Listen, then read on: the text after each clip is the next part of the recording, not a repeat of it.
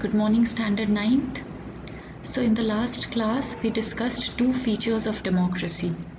And today, we'll complete the revision of chapter 2, that is what is democracy and why democracy.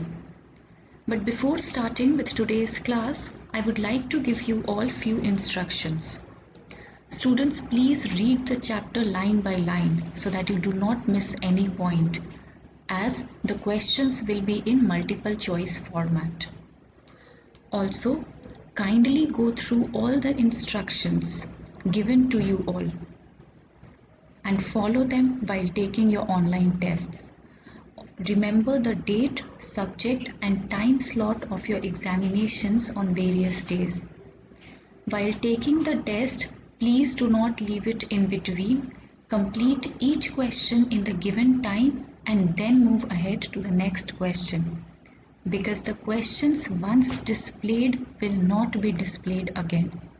So make sure that you mark your answer in the specified time, and also do not press the back or refresh option, because doing this will end your test for that particular subject then and there, and then you won't be able to complete your test. Students, please go through all the instructions several times so that you do not make any mistake. Now, let us start with today's class. Students, in Saudi Arabia, women did not have the right to vote until 2015. In Estonia, that is a country in Europe, has made its citizenship rules in such a way that people belonging to Russian minority find it difficult to get the right to vote. And in Fiji, the vote of an indigenous Fiji has more value than that of an Indian Fijian. Now students, from these informations we can say that the people of these countries don't have right to vote. Students, the word democracy is derived from two Greek words, that is demos, that means people, and kratos, that means power or rule. So we can say that democracy means rule of people. So how do people rule in democracy? They rule through their representatives, and to elect their representatives they must have right to vote. So students, right to vote is very important in a democratic country. So students, we can say that in a democratic country, each adult citizen must have one vote and each vote must have one value. And this is known as universal adult franchise. It means that all the adults have right to vote without any discrimination on the basis of sex, caste or color. And each citizen's vote must have one value. And with this we get the third feature of democracy, that is, in a democracy each adult citizen must have one vote and each vote must have one value. Students, the next country about which we have to study is Zimbabwe. So Zimbabwe attained its independence from white minority rule in 1980, and since then the country has been ruled by one party, that is Zimbabwe African National Union Patriotic Front. Its leader, Robert Mugabe, has been ruling the country since independence. Elections have been held regularly, but then Mugabe has always won the elections. Why? Because he is known for using some various unfair practices to win the election. Now let us see what unfair practices does Mugabe use to win elections. So over the years, number one, over the years his government has changed the constitution several times to increase the powers of President Mugabe, and so that makes him less accountable or answerable to people. Number two, opposition party workers are harassed and their meetings are disrupted. So opposition party workers are not allowed to hold meetings. Number three, any type of public protests against the government are declared illegal. So people don't have the right to protest against the government.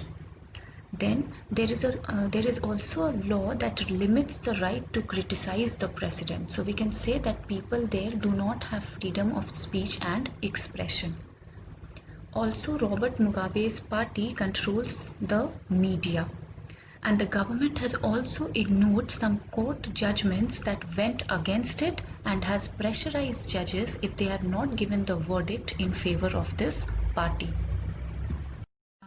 Let us understand the meaning of these statements. Students, the first two statements says that popular approval is necessary in democracy, but it is not sufficient. Number 2, popular governments can be undemocratic and popular leaders can be autocratic. Students, here popular approval means that majority of people must approve for a person to be a leader. But then it is not the only thing that is required for a government to be democratic. It is equally important that there is somebody to check the working of the government so that the government doesn't become autocratic in its actions. So we can say that there are two aspects of democracy that decides whether it is working successfully or not. Number 1 is popular approval, and number 2 is check and balance in the system for it to work in the interest of the people. Now coming to the third statement. So it says that it is important to look at the elections, but it is equally important to look before and after the elections. Students, we have studied that free and fair elections are important in democracy. But then one should not forget that it is also important to check the working of the government before and after elections. Before the elections means that the parties should not use any unfair means to win the elections. And after the elections means that the government must work according to the rules that is there in a country. It should not do whatever it wishes to do just because it has won elections.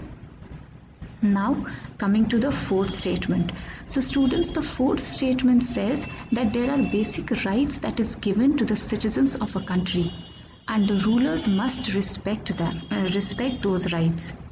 Everyone should be equal in the eyes of the law. There should be no discrimination of any type or on any basis.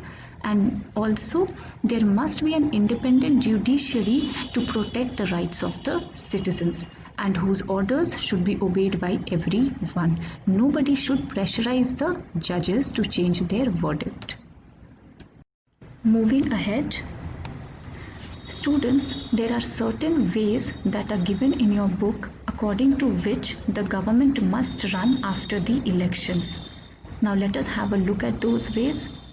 Point number 1, a democratic government cannot do whatever it likes simply because it has won an election. It has to respect some basic rules. Now this point we have already discussed in the previous slide. Point number 2, it has to respect some guarantees to the minorities. Students, a democratic government must also work for the welfare of the minorities. It cannot ignore them. Number 3, every major decision has to go through a series of consultations. Students, consultation and discussion are very important in a democracy. It enhances the quality of a decision making. This we will study in the later part of the chapter.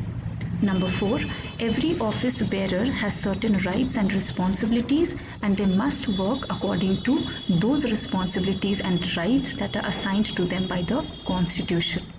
And number 5, each of the office bearers are accountable not only to the citizens, but they are also accountable to each other. And this gives us the fourth feature of democracy, that is, a democratic government rules within the limits set by constitutional law and citizens' rights. Now students, we started with a simple definition of democracy, that is, it is a form of government in which the rulers are elected by the people.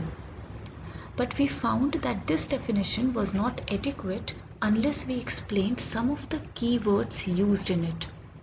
And through a series of examples, we got to know about 4 features of democracy. And now we can say that democracy is a form of government in which the rulers elected by the people take all the major decisions. Number 2, elections must offer a choice and fair opportunity to the people to change their current rulers. Number 3, this choice and opportunity of changing their current rulers must be available to all the people on an equal basis. That is, one citizen, one vote, one value. And number 4, the exercise of this choice leads to a government that is limited by basic rules of the Constitution and citizens' rights. Students, this point means that the ruling government in a democratic country cannot do whatever it wishes to do just because it has won elections. They must follow the rules of the Constitution and must work for the welfare of the citizens. Next, we have to study arguments against democracy. The first argument against democracy is that it leads to instability. Students, democracy ensures that no government is elected for lifetime, but it also brings about changes in the political leadership along with the changes in the policies, and this leads to political instability in the country. Point number 2, democracy is all about corruption and power play, and there is no scope for morality. It is all about showing off own power while degrading other parties. And so we can say that there is no scope for morality. Number 3, democracy leads to delay in decision making because it involves discussion on important issues among public representatives. Since a lot of interests need to be taken care of and many concerns need to be addressed, so in such a democratic procedure, it often leads to delay in decision making. Number 4, elected leaders do not know the best interest of the people. In a democracy, when the representatives are elected by the people, it is their duty to work for the welfare of the people. But then, it is impossible to know about each and every citizen's wish and demand due to such a large population. And because of this, sometimes decisions are taken which benefit some citizens while others are not happy with it. Moving ahead to number 5, democracy leads to corruption as it is based on electoral competition. So students, we do know that in the election process, the parties do use different unfair means, and so we can say that democracy leads to corruption. Sorry, here I have written as it is based on corruption. It will be as it is based on electoral competition. Number 6, ordinary people don't know what is good for them. They should not decide anything, as a bad choice can be made. Students, in democratic country, all the citizens have the right to decide that who will form the government. Many people may not be aware of the political problem in the country, and this can lead to bad decision to vote the wrong party. Now let us study arguments in favor of democracy. In 1958, China faced a famine. Famine means extreme scarcity of food. Nearly 3 crore people died in this famine. At that time, India's economic condition was not better than China. Still, India did not have a famine of this kind. Why? Students, economists thought that it was because of different government policies. We have studied that China is a one-party nation. That is, there is only one major party, and this party only wins the elections every time. In other words, there is nobody to put pressure on the government. So even though they do not respond to the needs of the citizens, they don't have any fear of losing. But that is not the case in India. India is a multi-party nation, and if the government will not respond, then there are people to criticize and put pressure on the ruling party. Students, a non-democratic government may and can respond to the people's need, but it all depends on the wishes of the people who rule. If the rulers don't want to, they don't have to act according to the wishes of the people. But a democracy requires that the rulers have to attend to the needs of the people. And so with this, we get the first argument in favor of democracy, and that is that a democratic government is a better government because it is more accountable form of government. A democratic government, we can say, is more answerable to its people. They respond to the needs of the people. Moving ahead. Students, remember the third disadvantage of democracy, that it leads to delays in decision making. Of course it does. But that happens because it is based on consultation and discussion. A lot of people are consulted, and when they sit and think together, then they are able to point out possible mistakes. They are able to analyze each point minutely, and thus it reduces the chance of rash or irresponsible decisions. The decisions are not taken in a hurry, but it is based on consultation and discussion. Proper time is given to each and every point, so the time that is taken is worth it. And this gives us the second argument in favor of democracy, that is, democracy improves the quality of decision making because it is based on consultation and discussion. Moving ahead to the third argument in favor of democracy. Students, India is a diverse country. People here belong to different religions and speak different languages. They have their own views and opinions, and so there is a possibility that one group might clash with another. So what is the solution? Students, the only way out of this problem or a peaceful solution is democracy. How? Because in a democracy, no one is a permanent loser and no one is a permanent winner. This means that it is not that only a particular group will rule. If that group will not rule properly, then they will be removed. Students, democracy respects the say of majority and not the say of the superiority. It gives equal chance to different groups. And so we can say that in a diverse country like India, democracy keeps our country together. And this gives us the third feature of democracy, the third argument in favor of democracy, and that is that democracy provides a method to deal with differences and conflicts. Moving ahead. Students, democracy ensures participation of people to the fullest in politics and recognize political equality for all, irrespective of caste, class or religion. It is based on the principle of political equality on recognizing that from the poorest to the richest have the same say in the political decision of a country.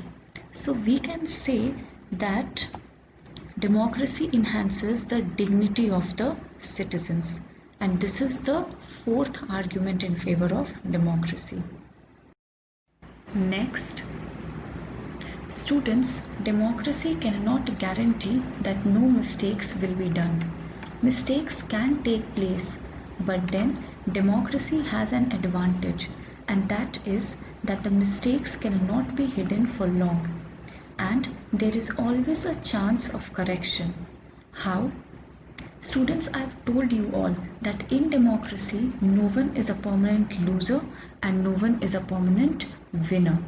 So if the ruling government have made some wrong decisions, then they have to change it, or else people will change the rulers. In democracy, people are given certain rights and they have the right to speak. So in this form of government, people can raise their voice against if there is any mistake in any of the steps taken by the government. So this gives us the fifth argument in favor of democracy, that is, democracy allows us to correct its own mistakes. Next, we have to study about representative democracy. Students, it is based on the principle of elected officials representing a group of people. In other words, a representative democracy is a system of government in which all eligible citizens vote for representatives to pass laws for them. For example, in India, we elect ministers and they make laws or rules for us. Next, we have to study that why do we need to have representative democracy. So students, there are two reasons behind this. The first one is because modern democracies involve such a large number of people that it is physically impossible for everybody to sit together and take a collective decision. And number two, even if the citizens manage to sit together, then they don't have the time and the skill to take part in all the decisions. People may not be aware about all the political issues of a country. Next, we have to study broader meaning of democracy. Students, just go through these two examples written on the slide. From these two examples, we can say that democracy has a much broader meaning. It cannot be only used to define a particular form of government. It can be used in different spheres of life. Also, from the above examples, one thing is obvious, that for a family or a classroom or a government to be democratic, the method of taking decisions must involve consultation and discussion of all those who will be affected by that decision. Now, just go through these two examples. Students, from these examples, we can say that the term democracy can also be used to set standard that all democracies must aim to become. And if we take these ideals seriously, then no country in the world is a democracy. So from these two slides, that is the previous one and this one, we can conclude that democracy can apply to many spheres of life and it can take many forms. It can be used as principle or to set an ideal standard. Next, we have to study about different ways of taking decisions in a democracy. So students, there are two ways. One is indirectly and the other one is directly. About indirectly, we have studied when we were discussing representative democracy, in which people choose their representatives to make laws for them or to take decisions on behalf of them.